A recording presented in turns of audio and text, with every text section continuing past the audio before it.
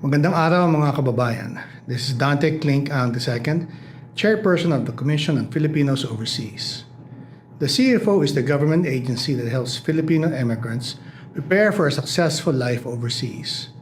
Unlike other migrant-focused agencies, the CFO plays a unique role in strengthening the economic, cultural, and political ties between Filipinos overseas and the Philippines.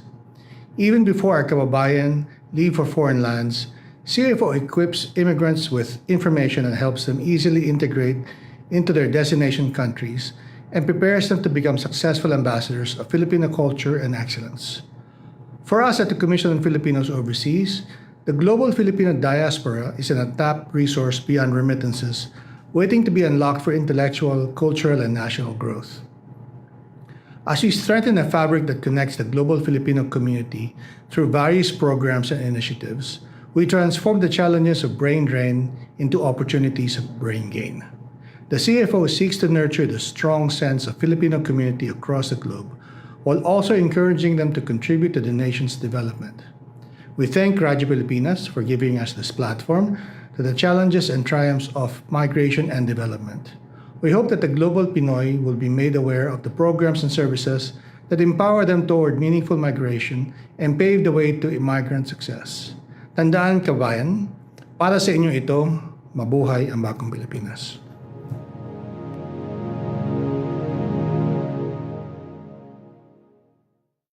Narito na ang programang mag-uugnay sa mga Pilipinong naninirahan sa iba't ibang panig ng mundo. Serbisyong CFO sa Bagong Pilipinas. Serbisyong hatid ng Commission on Filipino Overseas at Radyo Pilipinas World Service. Ang programang magtatampok sa mga proyekto at serbisyo publiko upang mapalakas ang ugnayan ng milyong-milyong Pilipino sa kanilang bansang pinagmulan. Serbisyong CFO sa Bagong Pilipinas. Dito sa Radyo Pilipinas World Service. Tinig ng bayan, lakas ng katotohanan. Himpapawid na may layuning paglingkuran ang mamamayan. Sa bawat kwento may diwa ng serbisyo. Sa bawat balita may puso at paninindigan. Ito ang Serbisyong CFO sa Bagong Pilipinas. Serbisyong CFO sa Bagong Pilipinas. Dito sa Radyo Pilipinas World Service. Magandang araw Luzon, Visayas at Mindanao. magandang araw sa lahat ng Pilipino saan man sa mundo. Ito ang tambalang JK Magracia at RK Peralta. Kayo po ay nakikinig sa Serbisyong CFO sa Bagong Pilipinas, handog po ng Commission on Filipinos Overseas at ng Radyo Pilipinas World Service. Ngayon ay Martes, September 2, 2025. Magtungo po tayo sa mga balita na may kinalaman sa ating mga overseas Pinoys. Nandito na ang mga mahahalagang balita at anunsyo mula sa Commission on Filipinos Overseas. Balitang CFO. Balitang CFO. Dito lamang sa Radyo Pilipinas World Service.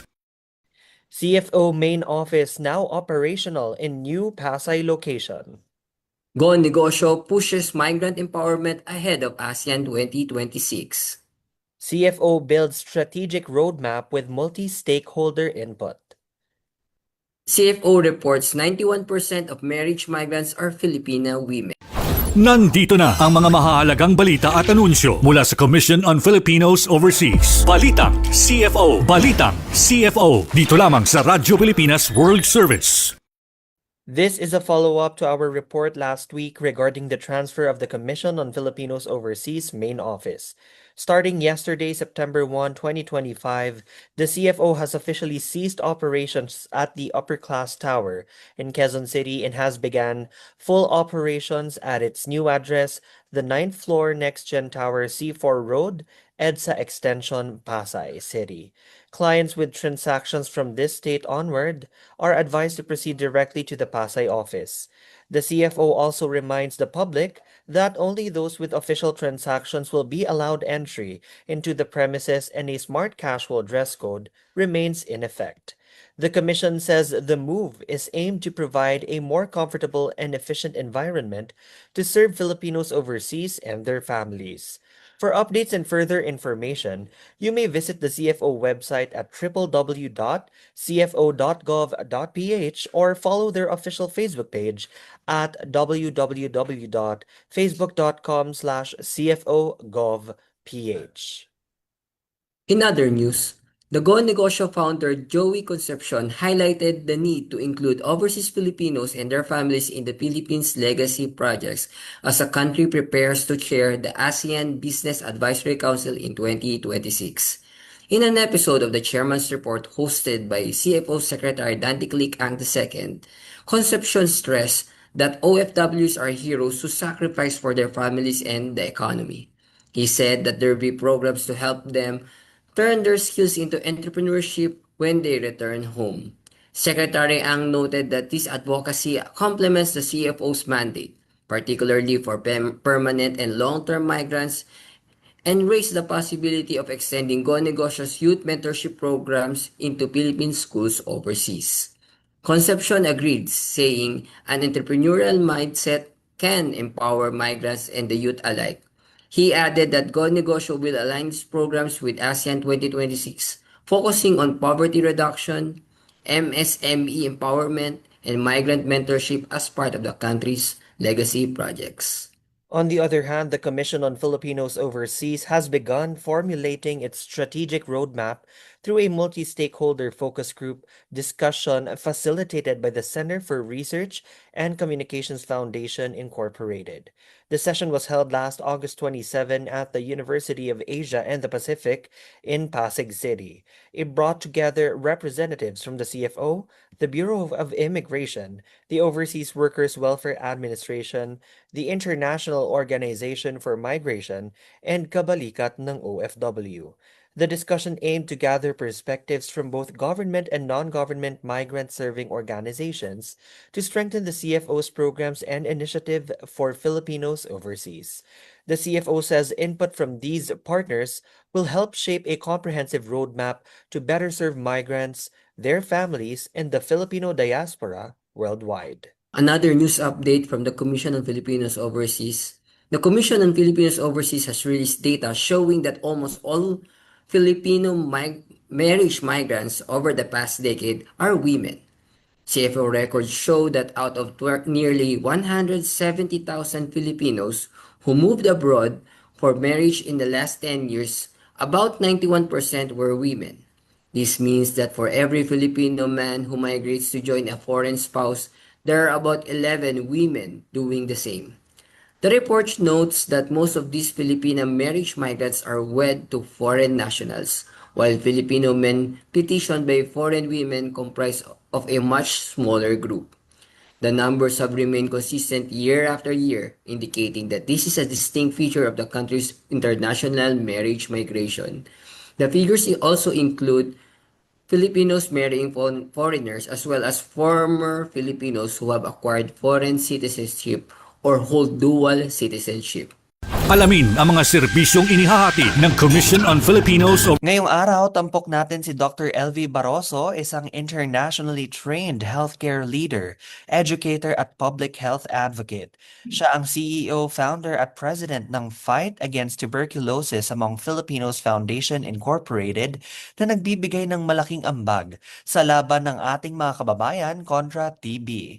Noong 2024, ginawaran siya ng Presidential Award for Filipino individuals and organizations overseas. May mahigit 39 na taon na karanasan sa public health at 17 taon sa pagtuturo sa mga universidad sa New York. Sa ating mga viewers at listeners, iniimbitahan po namin kayo na magpadala ng inyong mga tanong sa pamamagitan ng pagkomento sa ating Facebook Live at babasahin po namin yan mamaya lamang. Tayo po ay kasalukuyan napapanood sa official Facebook pages ng Radyo Pilipinas World Service at Commission on Filipinos Overseas. Ayan, so upang bigyan tayo ng mas malalim pa na paliwanag tungkol sa public health at laban kontra TB, pinaunlakan tayo ngayong umaga ng ating espesyal na panauhin.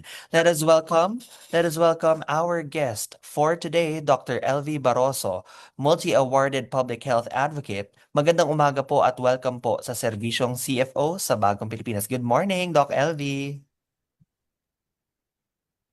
Doc LV, Nakamute po naka-mute po yata yan. kayo, Doc LV. Hello po. Ayan. Good evening po in the US at good morning po dito sa Yeah. Philippines. Yeah, thank you so much, RK. Ayan, magandang umaga po ulit, ma'am, or good evening po sa inyo ngayon dyan. Ma'am, dediretsuhin ko na po kaagad kayo, ha. Unang-una po, nagpapasalamat po kami at napaunlakan niyo po kami na mag-guest po sa aming maliit na programa. Alam ko, hindi biro na mag-alat mo ng oras, lalo na po yung time differences po. Pero ito na po tayo. Una po sa lahat, kinocongratulate po namin kayo. Ako po, bilang kabilang po kayo sa mga naging PAPIO awardees natin, in particular po, Banal Awardee. Ano po mo ang nararamdaman ninyo nung nalaman nyo na kayo po ay pararangalan ng PAPIO Award? Alam niyo naman, hindi naman lahat po na-awardan po ng ganyang kataas na timpalak po. Simple lang po, parang nagkaroon lang ng saysay ang mga ginawa kong serbisyo sa publiko. Ayun. So, Good Doc po. LV, thank you so much. Nakita ko po at napanood ko po ang mismong PAFIO awarding ceremony noong 2024 at talagang nakakagalak naman ang inyong efforts laban sa tuberculosis, especially dito sa New York po. Sa inyong pananaw, paano po nakatulong ang pagkilalang ito, yung sa PAFIO, sa iyong advokasya tungkol sa public health? Lalo na po sa pagpapatayo po ng Fight Against Tuberculosis Among Filipinos Foundation or FATF. So, yung tinanggap kong parangal ay naging unang daan sa mga gusto kong mabago pagdating sa pagsugpo sa tuberculosis sa Philippines. So, noong 2018, when I was a speaker on tuberculosis at the Philippine Institute of Traditional and Alternative Healthcare, which is also known as the PITAC convention, I already had a plan to introduce some changes in the TB program in the Philippines, but I didn't have any voice and I didn't have any backup to support me in my TB advocacy. So, naging daan yung pagkatanggap ko ng award, naging daan yun sa gusto kong mga pagbabago sa TB sa Pilipinas. Yun po. Ayun, opo. Ngayon, ma'am, bilang isang Filipino health expert na yung inyong linya po ay nasa abroad po, ano po yung nagtulak sa inyo? Yun nga, sinabi na nga po, yung fight against tuberculosis among Filipinos. Ano po yung nagtulak sa inyo para tutukan ang laban kontra tuberculosis, particular sa ating mga kababayan? May nakita po ba kayong mga problema po dito patungkol doon na naging dahilan para yun na po yung maging advokasya ninyo po? So, dito po sa US, ako po ang pinaka-sole trainer ng tuberculosis skin test sa New York City Department of Health and Mental Hygiene, Bureau of Tuberculosis Control for over 30 years. Kung dito po sa US, na-trained ko ang majority ng nurses on tuberculosis skin test. So, naisip ko na bakit hindi ko pwedeng ma-train yung mga nurses sa Pilipinas. So, naging challenge po ito sa akin. Kaya sabi ko, pag nabigyan ako ng pagkakataon, yun ang gagawin kong pagbabago sa Pilipinas kasi gusto kong mapagtuunan ng pansin ng ang latent tuberculosis infection sa Philippines, which majority of the Filipinos don't know about it. Yan. Ayun, so thank you so much po, Doc LV. Pero pumunta naman po tayo dito sa part ng latent TB. Marami po kasing hindi gaano kapamilyar sa latent TB. Maaari po ba ninyong ipaliwanag ng malinaw ang kaibahan nito sa active TB at bakit napakahalaga na maintindihan ito ng publiko lalo na sa Pilipinas? So, ang tinatawag nating latent tuberculosis infection ay bago sa pandinig ng mga Pilipino. So, meron tayong dalawang klase ng tuberculosis. Ang alam ng nakakarami ay ang tinatawag nating active tuberculosis disease na may simptomas ng TB. So ang taong may sakit sa TB ay may simptomas ng pag-ubo na may plema at ang pag-ubo na mahigit ng 2 linggo, lagnat na dumarating sa hapon at malakas na hawis sa gabi, panghihina ng katawan at pagbawas ng timbang dahil sa pagkawala ng ganang kumain. So yan ang tao na may karamdaman sa TB. Kung ang isang tao ay may sakit sa TB sa loob ng isang bahay, lahat ng kapamilya na nakatira sa bahay, yun ang tinatawag nating household contacts, ay maaring ma-expose or mahawa sa taong may sakit sa TB. So maari silang maka-inhale ng TB germs. Pero kung malakas ang resistensya ng isang tao, nasusugpo rin yung mga TB germs at napipigilan silang maging aktibo. So the TB germs become active in the body. Kung baga nakakatulog yung mga TB germs na yun, kung malakas ang resistensya ng isang tao at hindi naggagalaw o naapektuhan ng baga ng tao. So, ibig sabihin ng latent TB infection, wala silang pinapamalas na simptomas. They do not show any symptoms. Wala sintomas. Yeah, they do not feel sick.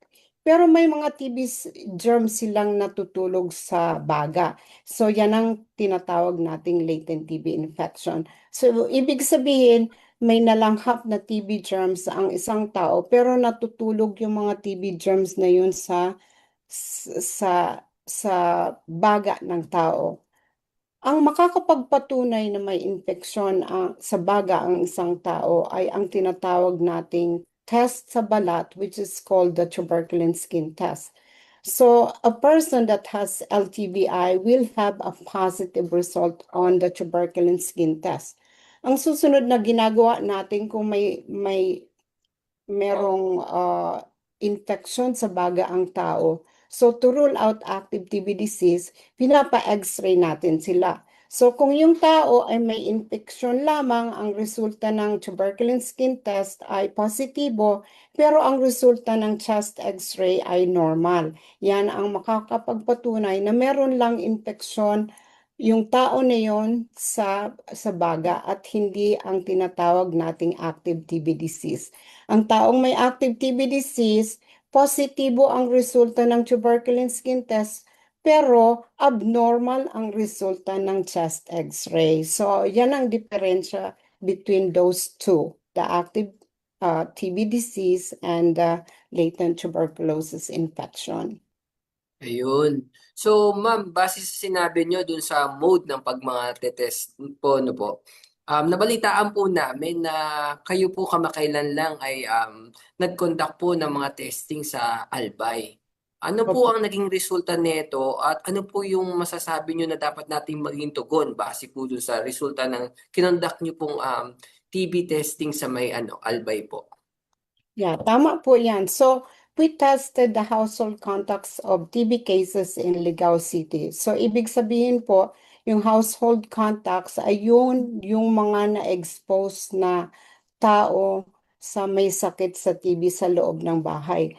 So, according to studies, about 50% of household contacts ay pwedeng mahawa sa taong may sakit sa TB sa loob ng bahay. So, pero kung matagal na may sakit na yung tao na yun sa loob ng bahay na hindi nagpapagamot, posibleng mahawa lahat ng tao sa loob ng bahay. So, that means 100% of those living with that person with active TB disease ay pwedeng mahawa dun sa tao na yon. So, kailangan po na ma-educate natin yung mga tao sa tinatawag nating latent TB infection para makapagpa-test po sila at mabigyan sila ng gamot para sa latent TB infection para hindi na po sila makadevelop ng active TB disease. So, kaya lang po, ang ating gobyerno po ay nakatutok lamang sa may mga active TB disease. So, kailangan din po na mabigyan ng importansya ang mga taong may latent TB infection. So, ang ating gobyerno po ay wala pong budget sa latent TB infection. At dito po, ang dapat na pinagtutuunan din ng ating gobyerno na maglagay tayo ng budget para sa latent TB infection para makabili din tayo ng gamot na yung tinatawag natin purified protein derivative antigen na ginagamit po sa tuberculin skin test. At para po makapagbili din po tayo ng gamot sa latent TB infection para yung mga may latent TB infection po ay mabigyan ng gamot para hindi na po sila makadevelop ng active TB disease. So, dahil po sa resulta ng ating programa dito sa Ligao City, lubos pong naintindihan ng aming mayor sa Ligao City na si Mayor Fernando Gonzales ang importanteng pagtuon din sa latent TB infection. So on our last day of the project in Ligao City, the government office they hold a recognition ceremony at dito po inanunsyo ng aming mayor sa Ligao City na maglalaan po siya ng 5 million pesos para sa pagsugpo ng TB sa Ligao City. So napakalaking bagay po ito sa fight against TB at sa kalusugan ng komunidad sa Ligao City. So yun po ang naging resulta ng aming project sa Ligao City.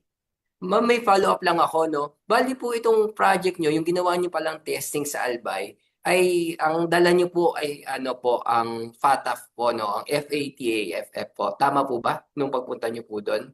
Yan po ang Yes. project ng Fight Against Tuberculosis Among Filipinos Foundation. Yan po ang unang project.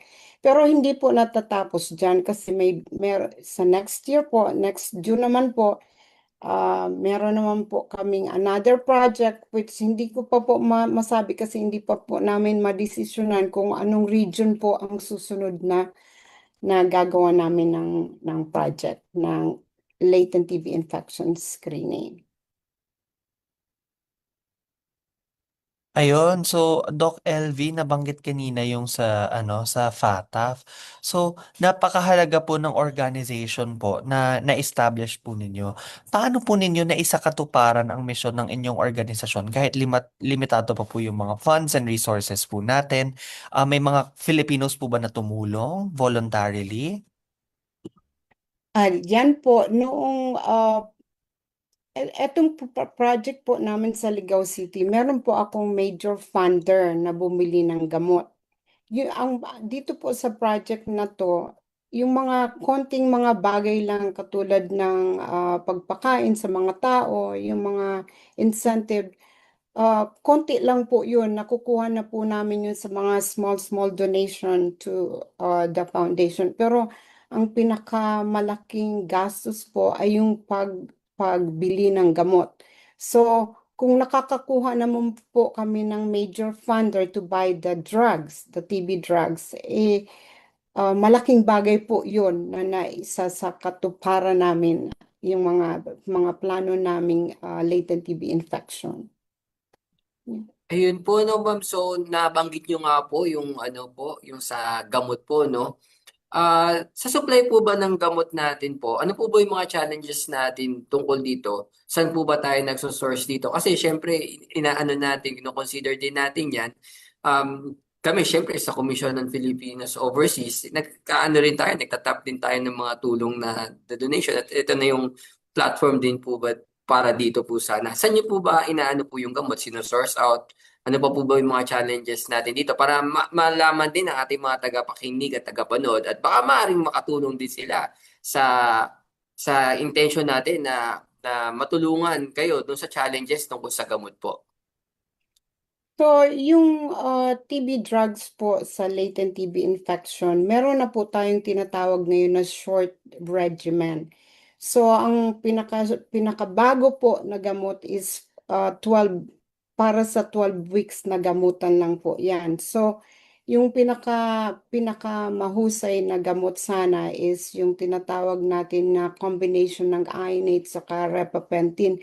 Kaya lang po, wala po tayong manufacturer ng repapentin sa Pilipinas. So, kung bibili pa po ako sa ibang bansa katulad ng India, mahabang proseso pa po yun kasi dadaan pa yun sa FDA pa bago ko madala yung gamot papuntang Pilipinas. So, pinagbuti ko pong kumuha na lang ng gamot na galing dito sa Pilipinas.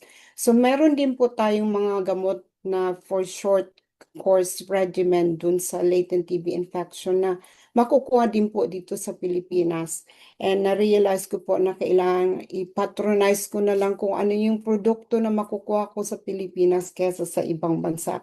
So since nakakuha naman po ako ng major funder dito sa Pilipinas, yung ang major funder po natin doon sa Ligao City ay si Mr. Frederick C.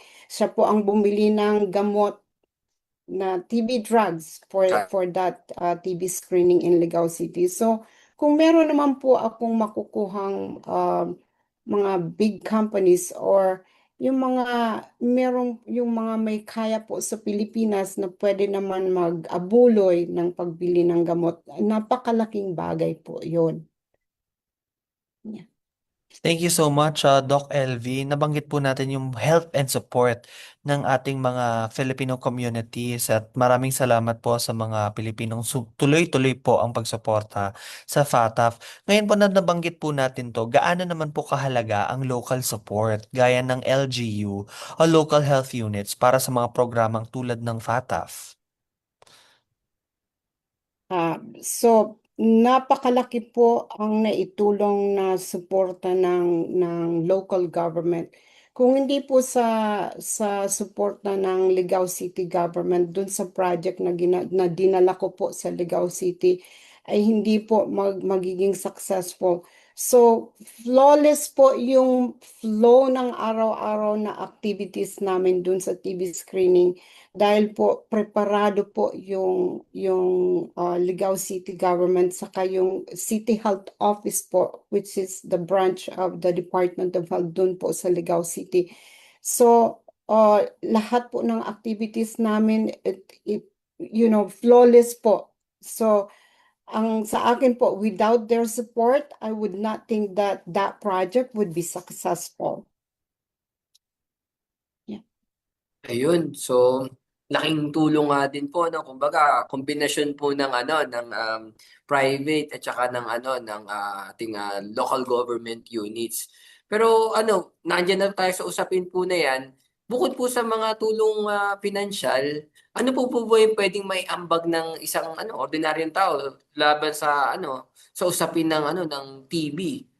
Paano ba natin siya maapula kasi syempre hindi naman lang donasyon lang. Kung halimbawa may mga ganung mga concern sa isang komunidad, paano maagapan? Malayong lugar, ganun po. Wala masyadong Yeah. serbisyong medikal. I'm hoping na magpaabot ng suporta ang mga Pilipino overseas na maibahagi nila sa mga Filipino sa Pilipinas, especially those with TB na nangangailangan po ng tulong. Kung maibabahagi po ng mga Filipino overseas yung mga tinatamasa nilang benepisyo dito po sa Amerika, malaking tulong po yun.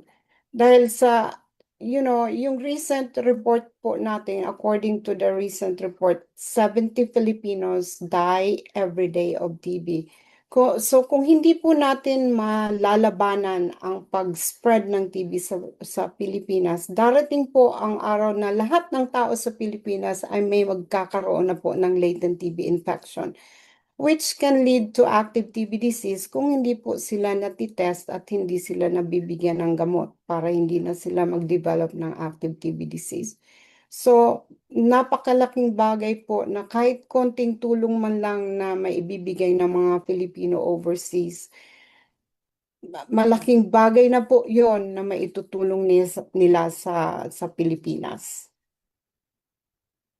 Thank you so much, Doc Elvie. Ngayon pong naka-live po tayo. Meron po tayong mga tanong galing Facebook page mula sa ating masugid na viewer na si Rowena Fernandez.